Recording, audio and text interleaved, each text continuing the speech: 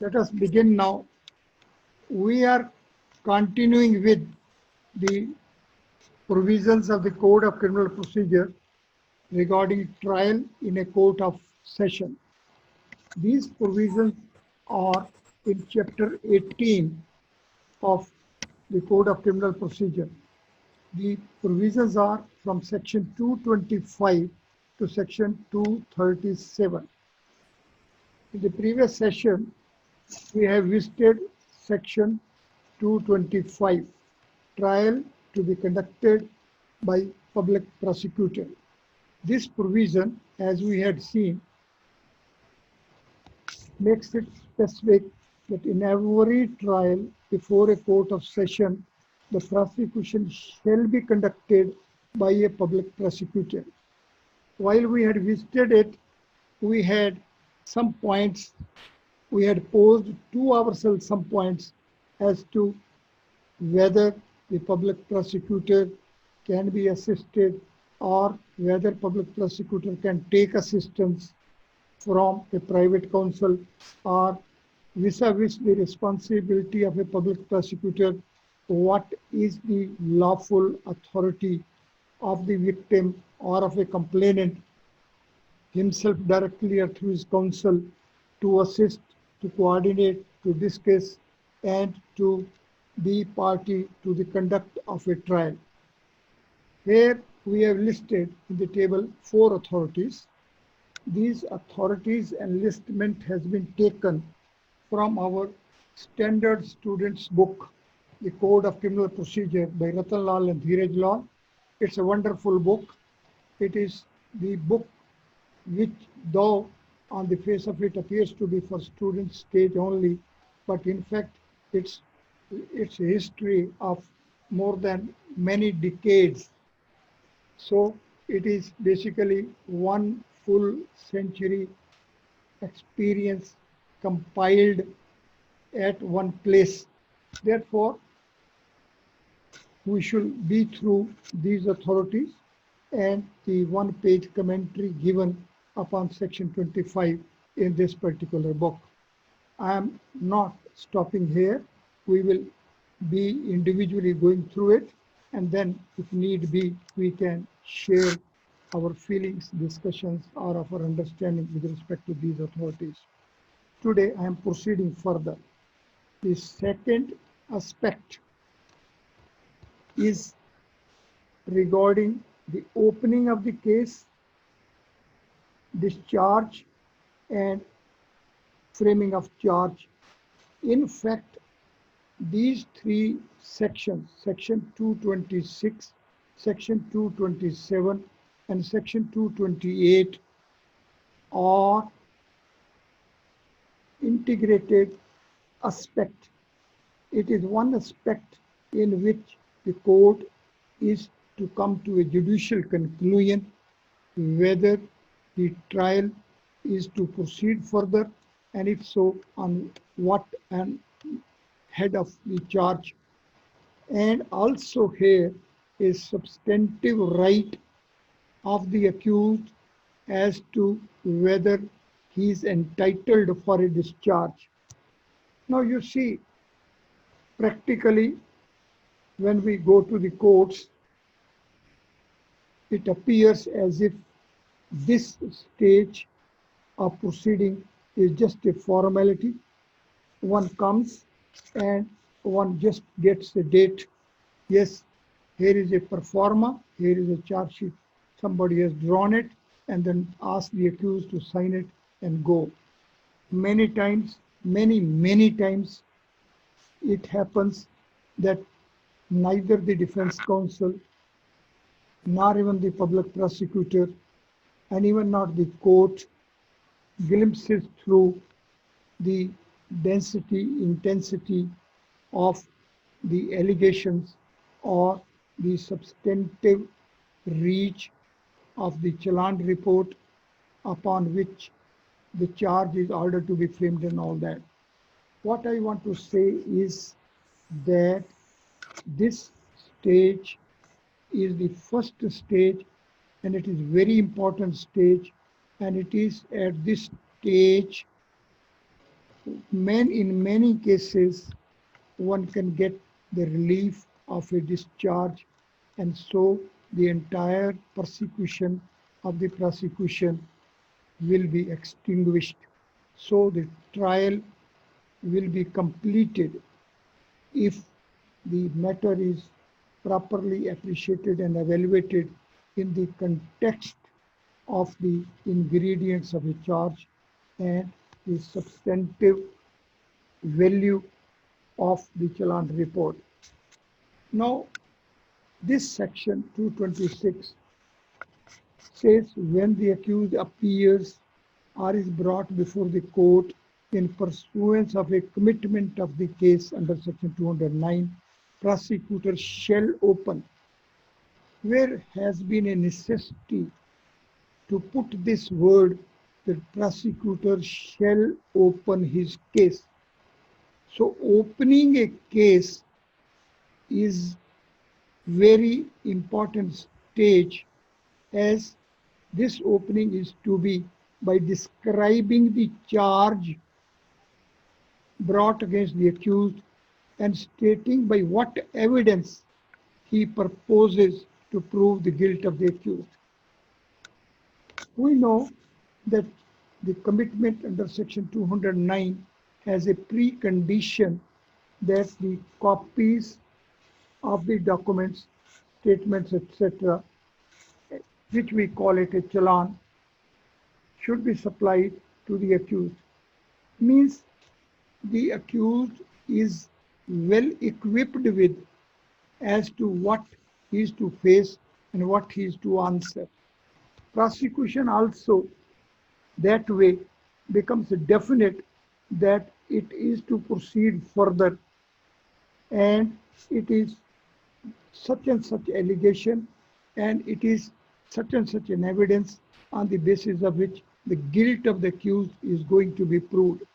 Now, when this section is provided that the prosecutor shall open his case, means here it is a conscious full attention of the court as well as of the prosecution and of the defense about what precisely is going to be the domain steps of the trial. Now see, we are having a court, we are having a presiding judge, we are having a prosecutor, we are having a defense counsel. So the presiding judge is an individual, prosecutor is an individual, and defense counsel as well is an individual, or accused is an individual. But this everything is happening before a court, which is an institution.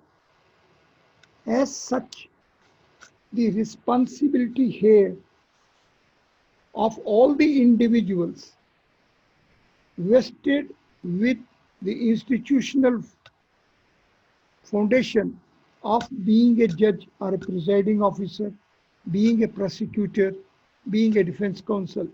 So these three individuals are full of the limitations of the individuals as well. Our court is an institution. Justice is to flow from the court, or justice is to be delivered in the name of the court. So individuals are individuals, and as such, the legislation has been conscious that the institution like court is to function through the individuals. So to see that the limitations of the individuals do not come in the way of the institutional approach for the justice delivery system. Our fundamental right that nobody shall be deprived of his life and liberty except by the procedure established by law. Now, here is the procedure established by law. Now, this procedure established by law implies at the very beginning that prosecutor shall open his case by describing the charge brought against the accused and stating by what evidence he proposes to prove the guilt of the accused. Therefore, as far as the evidence is concerned, as far as charge is concerned, with respect to it, there is not to remain any confusion whatsoever. It is in this context that let us be through the provisions of section 311. It is not in this chapter, but it is part of the Code of Criminal Procedure. Next to 311. This section provides power to summon material witness or examine person present. Any court may, at any stage of any inquiry, trial, or other proceedings under this code, means it is at any stage, may it be inquiry, may be trial, may be any proceedings under this code. Therefore, when we are at the stage of section 226, when the prosecutor is opening his case, and when the prosecutor points out that here is the head of charge which is to prove, and here is the evidence on the basis of which he is going to prove the guilt. Now, once these aspects are opened, brought to the pointed attention, once it becomes the foundation, then here a situation will arise, and in many cases it arises, and practically it is very often that it is to arise, that the list of evidence as individual oral statements or as documents will be there, which will be incomplete, or other connected documents or evidence will be within the knowledge of either party, but which is not for at present as such forming part of the commitment file. Then the court is empowered, or the powers of the court can be invoked. It is a power to summon material witness, power to summon material witness or examine person present. Now, and this power can be exercised at any stage, may it be inquiry, trial, or any other proceeding. Therefore, at the stage of section 226, this power can be invoked. So, it is the maturity of the defense counsel, and otherwise as well, the interest of justice may require in many situations when any piece of evidence existing but not being part of the commitment file, the prosecutor points the evidence on the basis of which he is going to prove the guilt of the charge against the accused. Now, at this pointing stage, it comes to the conscious information, to the knowledge of everybody concerned that such and such evidence is going to be used. But if this is not a complete evidence, and if there is any other evidence which could be easily available, which can be considered, for which powers can be invoked, and if that is a necessary, and if it is going to the roots of the things, if it is to determine the point as to charge is to be framed or accused is to be discharged, then this power is to be exercised. Simultaneously, there is a section 294.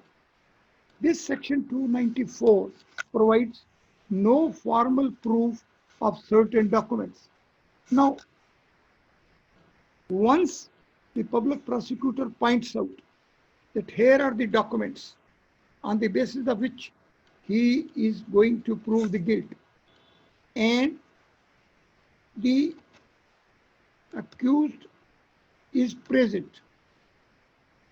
Now, if some of those documents can be got admitted, then it will be easy to conclude though that as a piece of evidence, as an accepted, admitted evidence, and in the light of that, it will be very logical to conclude regarding the charge or discharge.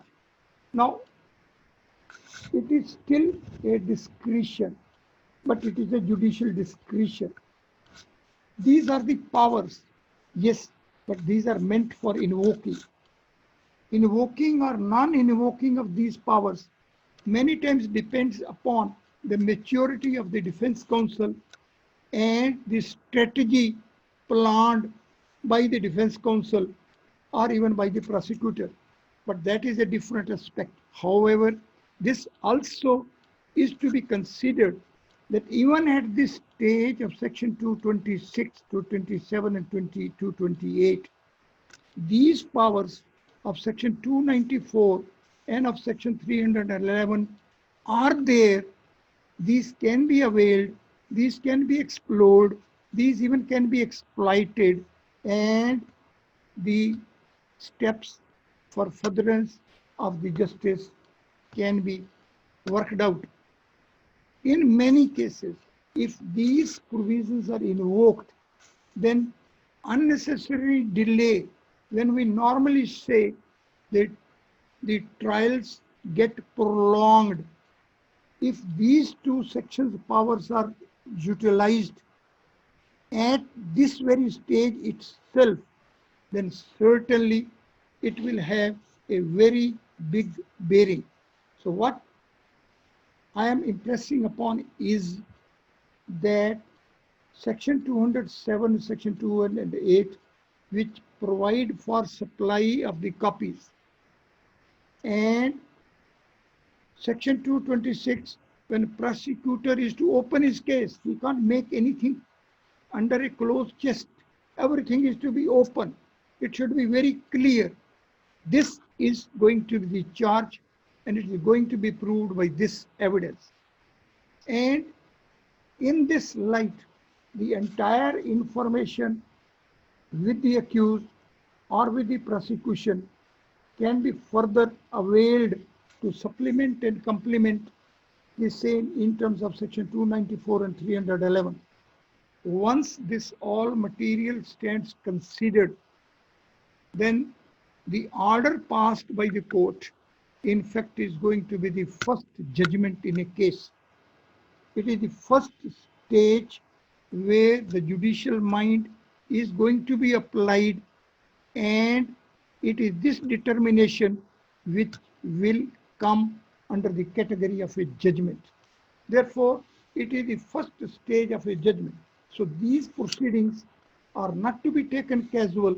These are not just proceedings of no significance. In fact, the many times when the trials get prolonged or injustice is permitted to continue, the non-application of the mind, non-application of the judicial mind, non-performance of the lawful duties cast upon the public prosecutor and defense counsel and the presiding judge are not to be condoned. These are the provisions which deserve to be observed with complete sanctity, and here an opportunity can be availed by the accused to see that the entire agony of the trial can get extinguished if the opportunity is properly and lawfully availed.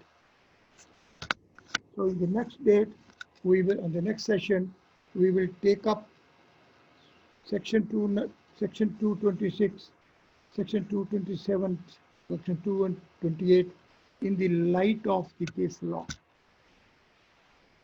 Let these authorities be compiled, let these be shared, and we will analyze and we will continue. Yes.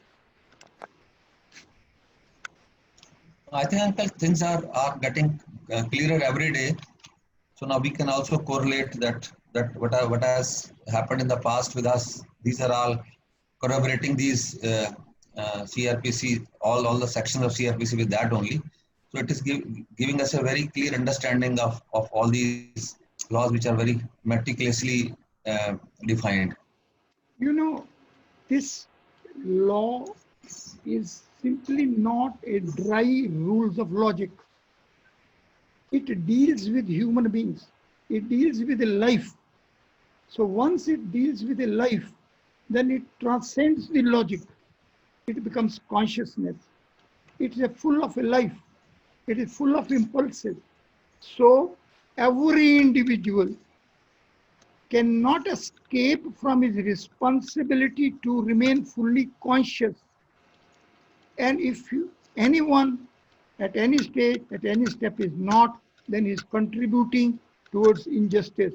He cannot say that he is not guilty of being party to injustice. So these provisions are for individuals, and individuals have to behave as institutions.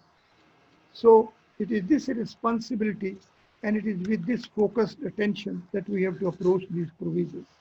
Thank you very much. Thank you very much.